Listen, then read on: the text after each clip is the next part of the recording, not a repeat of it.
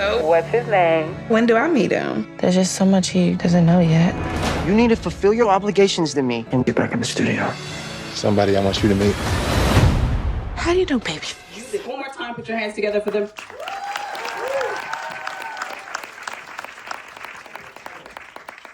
So, Serayah, I'll start with you. You bring Ruth to life in such a beautiful way. We've read about her, but never had the pleasure of seeing her. What did this role teach you about love, and specifically godly love? Oof. I am getting emotional. Take your time, take your time.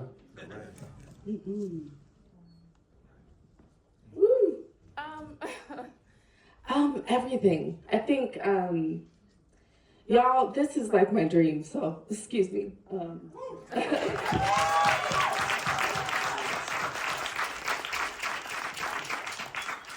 I think, thank you so much. She's loved, it's everything. I feel like the narration that Felicia had in this movie, especially towards the end, was just like, love is everything. And I really do feel that on a personal level, professional level.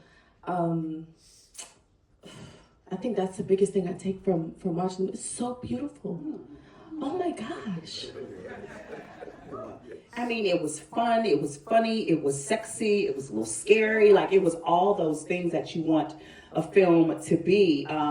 Tyler, your character, Boaz, has become a symbol of strength, faithful manhood. What does this role mean to you, and what do you hope audiences especially see in men? What do you want the takeaway to be? I think for me, the main thing I want audiences to be able to take away from it, I hope that you're able to take away, my and our idea of what real love looks like. I think in today's day and age, we've been talking about this in a lot of the interviews and whatnot. Relationships, love, especially Black love, it feels so, at least when I'm looking at what I see when I look around, it feels like it's so surface level. It's so transactional. It's so conditional. I can only show up if I'm getting something. And I think the main thing I'm happy to see, and I hope that everybody was able to see, is that real love has people being met right where they're at. I feel like God is always, clap it up, go ahead. I feel like God is always working, even when you least expect it. And a lot of times nowadays we're thinking that we have to level up in order to deserve love, and that's not the case. If you see where Boaz met Ruth, she was in turmoil, but it didn't mean that she was any less deserving of real love. So my hats off to Netflix and Devon, Franklin, Tyler Perry, obviously Serayah, the whole cast and crew to be able to collaborate to be able to bring you that idea of what real love is. So, Devon, you have spoken about the story of Ruth and Boaz resonating deeply with you personally. Can you share how this project connects with your own journey, even your new married season that you're in? Well, it's more than a season. We don't call it marriage season. It's a eternal season. Amen. Yes. Amen. So it was interesting because, the genesis of just this idea was I was preaching at one church, and I was doing a series called One of One. Give it up for one church.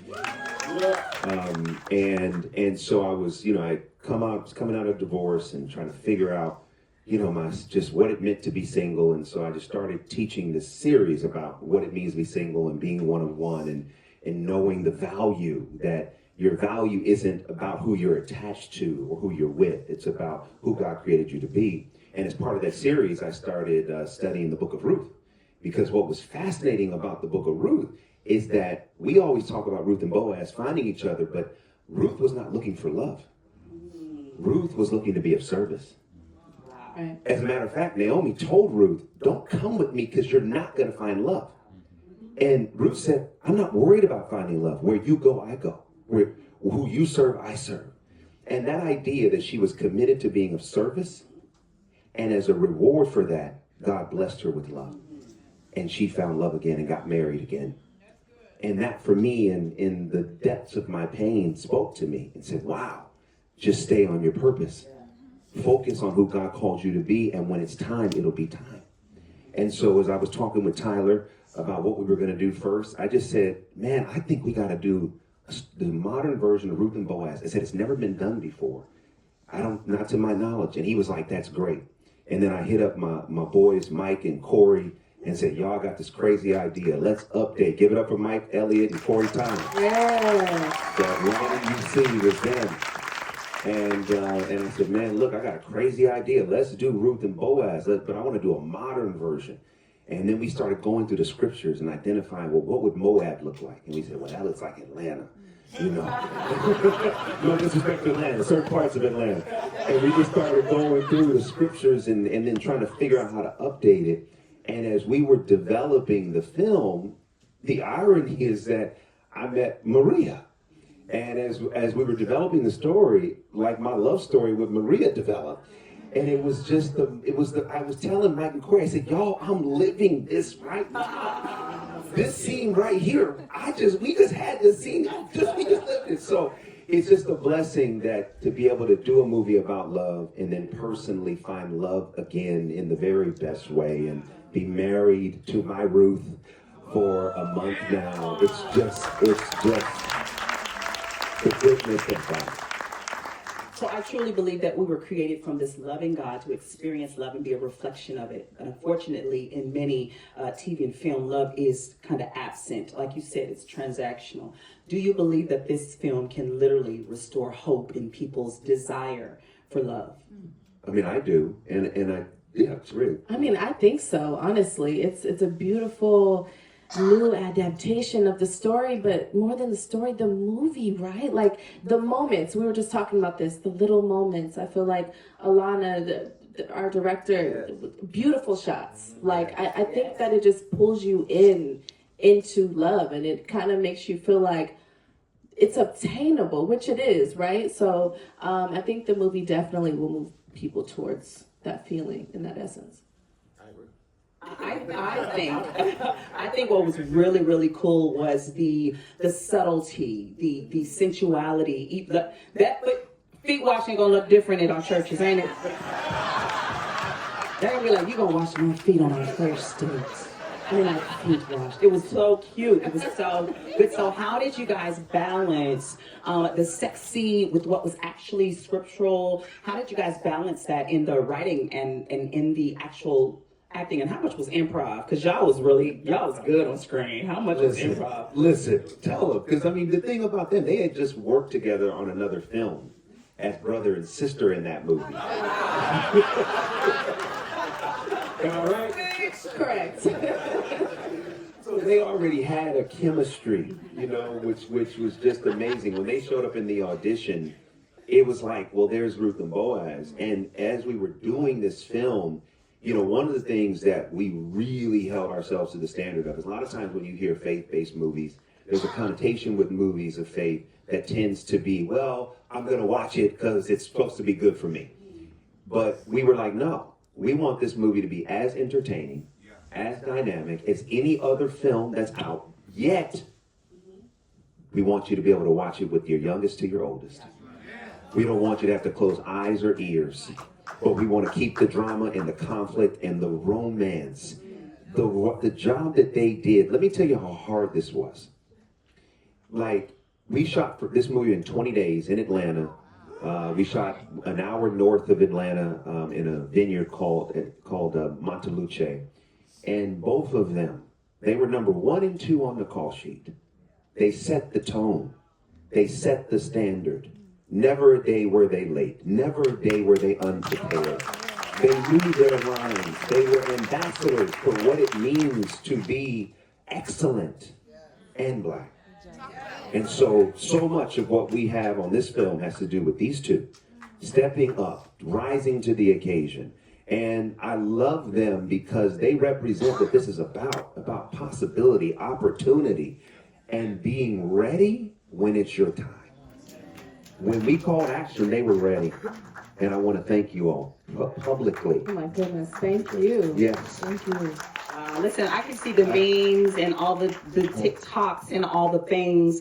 But what do you guys hope how do you see this shaping culture? I feel like it can be a resurgence of Black love. Shout out to my friends Tommy and Cody in the building tonight and all that they did for Black love. But I feel like this is like a next phase of people seeing it on screen that will cause people to have girls' movie nights where they'll talk and discuss this. Do you see this shaping culture in that way?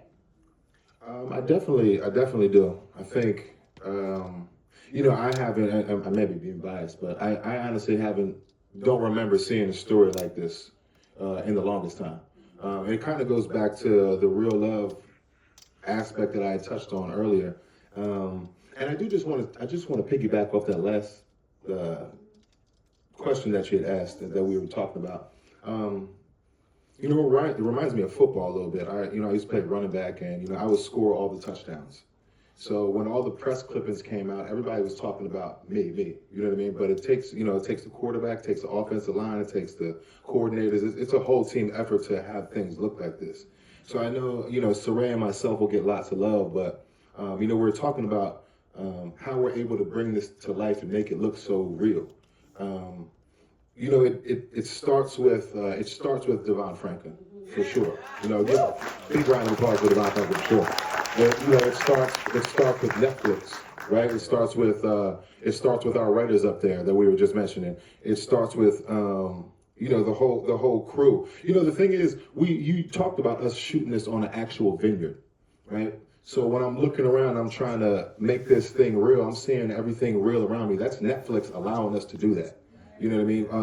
When we talk about some of the subtleties that you're seeing between the characters, yeah, you know what? Serayah is, one of the greatest of all time, for sure. And, I ain't too shabby myself, you know what I'm saying? But I'm telling you, a lot of that is the writing. You know what I'm saying? They're giving us the tools to be able to show this to you. So, of course, we appreciate all the love that you're going to have for us too, but this is a whole entire family that worked together for over a month to put this together for y'all. So when you see us, definitely feel us all, see us all when we go up there and go #1 on Netflix for sure. Come on. Man, hats off to the whole family. I love you. I love it. I love it. I want to make sure I honor time, but I have to mention the amazing Phylicia Rashad. Oh my God, this is amazing. Are there any Naomis in your life? In my life, yeah, I got a lot of them. I got my mother. My father passed away. My mother brought in the help of my grandmother's 7 sisters, to help raise me and my older brother and younger brother. And so 5 of my great aunts, my Naomis, are still alive. Aunt Nuna turns 99 in 2 weeks. And my Aunt Sandra turns 79 in December. And my Aunt Enos is here, who's one of my Naomis, and she's, 87? And so, yeah, I got a lot of them. So I'm so grateful to have, that love and support that helped me become who I am. I love it. Serayah? Oh my goodness, yeah. I have my mom as well, and my grandmother, who are both actually here as well. And they look like they're her sisters. Yeah, my grandmother is definitely my Naomi. She calls me, you said you had a flight. I'm trying to pray for you. It doesn't matter. It doesn't matter how many flights I take. Every flight. Yeah, so that's my Naomi for sure. And Tyler, what about you? I have 3 women that come to mind. I have my mother, my fiance, and funny enough, my daughter. My daughter's 4 years old. But from my mom all the way down to my daughter, my fiance as well, obviously. I am. I feel like I have a good head on my shoulders, and when push comes to shove and we need to figure it out, I'll be the one to call. But with that being said, I don't have it all figured out, and those 3 women really. It's all right. Those 3 women are really, as much as I'm there for them, they really are my backbone and my rock, and to be able to lean on them, even when I feel like I'm here to teach, and even talk about 4-year-olds, you know what I'm saying? So, to be able to lean on them and get that love when it's so unexpected is just, it's just a blessing. And they definitely would be my Naomi's in real life, for sure. I love that. Come on, give it up.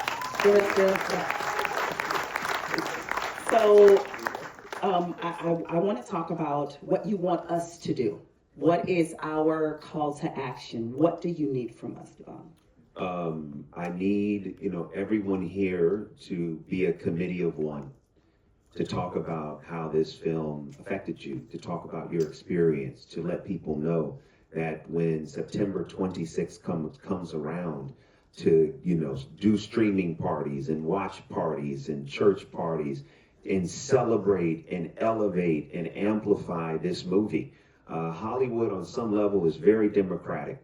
At the end of the day, every box office ticket is a vote. Every streaming minute is a vote. So when we talk about we want more content, it's very interesting that God would allow this movie to go out on the number one, the biggest streaming service on planet Earth. The biggest.